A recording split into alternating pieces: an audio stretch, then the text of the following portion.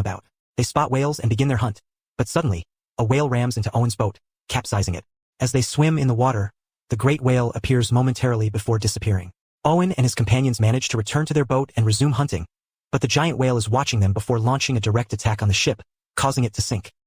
George watches from a distance before quickly returning with the lifeboats to rescue the remaining survivors. They all board the small boats with limited food supplies.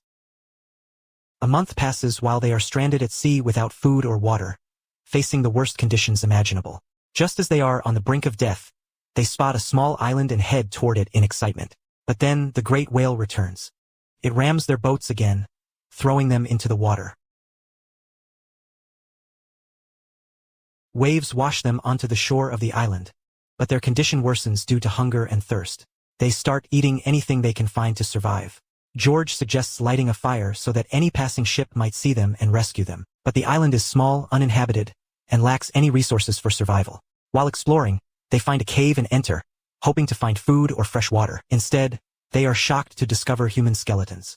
They realize these were sailors who had died here because no one rescued them. They understand that they will meet the same fate if they stay, so they decide to fix their boats and leave the island. Some of them, however, choose to remain on the island, preferring to die there rather than at sea. One of them is Owen's closest friend. Owen promises him that he will return to rescue him with food and medicine. 2 months pass while they are trapped in their boats, barely alive. One by one, they begin to die of hunger and thirst. When one of them dies, they prepare to throw his body into the ocean, but Owen stops them. They make a horrific decision, eating the body of their dead companion to stay alive. It is a devastating choice, but they have no other option if they want to survive. The decision horrifies them, but their desperation forces them to follow through. Thomas tells Melville, "That was the hardest decision of my life. It left me in despair and guilt." Then, with